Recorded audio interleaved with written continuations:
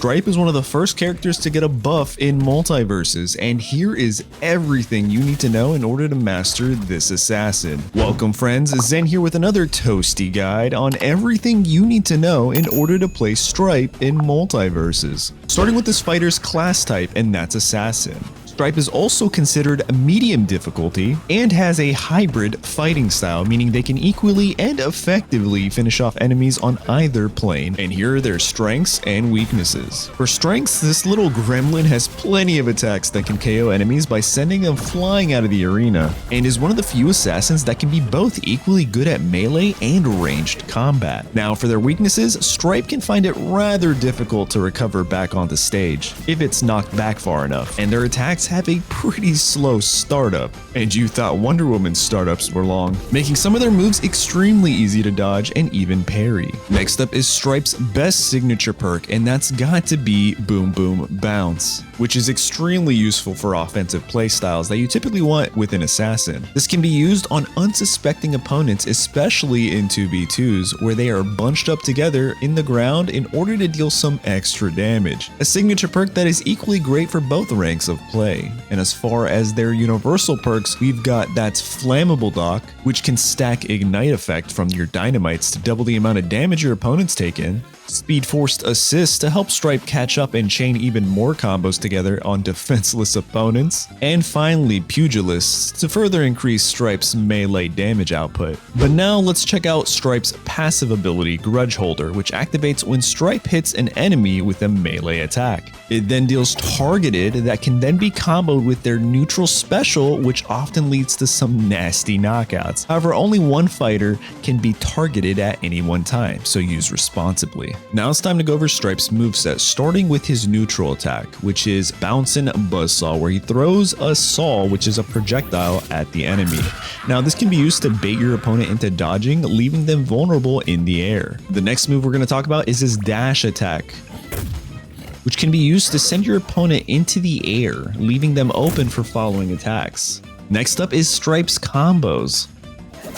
Your side attack, which ends with him chomping them down and sending them horizontally. Now you could end this combo without putting the third input and say going up with an up attack, which is his double kicks. This can be used to juggle your opponents or simply send them out of the arena if enough damage has been taken. Then we have his down attack, which is honestly great for creating space but also damaging your opponent as he jumps back after releasing a boombox and shooting at the boombox, often sending your opponent up in the air. Next up, we're going to talk about his neutral special, Sharpshooter. Now with this, he does have 3 shots, and the third one always deals knockback, but you'll notice if I'm this far away, I won't actually hit Shaggy, right?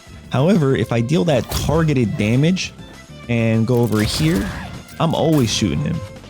It doesn't matter where I'm even facing. Check this out. I could be all the way over here.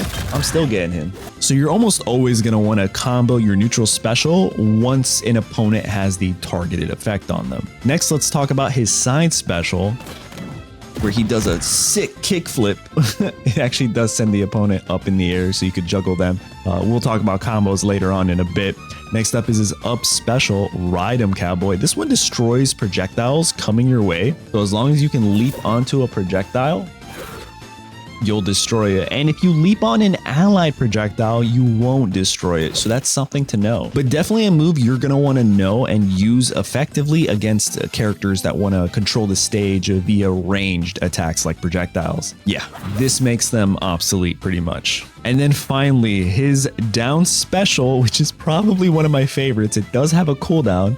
It's Dynamite Boom. First, you hit it once. Now he has a dynamite, right? And the next time you do it again, down special, he'll detonate it. He takes no damage. He does take Ignite, which sucks, but essentially he bites into the dynamite while running towards the opponent, and then you could just knock them away or use it to save yourself from falling on the stage. So there's a lot of applications with this one move. Now let's talk about the aerial attacks. First up is the aerial buzzsaw, which is pretty much the same as the grounded one. You just throw it from the air. I guess that's pretty good. Next up, we have the aerial side attack, which he launches 2 claws. It's chargeable, and it does have a pretty good horizontal knockback. Then we have the aerial up attack, which he charges an upward chomp like that. His face gets so big with that. Next up is his down attack, where he slashes downward, his down aerial attack. This could be good to, you know, spike people off the stage of enemies. Now his aerial neutral special is the same as his grounded. You just shoot, right? But you want to make sure they're targeted. His aerial side special has a pretty long startup time, and you have to kind of guess where your opponent's going to be, because he revs up his chainsaw and then like throws himself towards them. You could use this to launch yourself and save yourself, or even launch yourself into a fight. So like from here, it would be pretty effective. Check this out. There we go.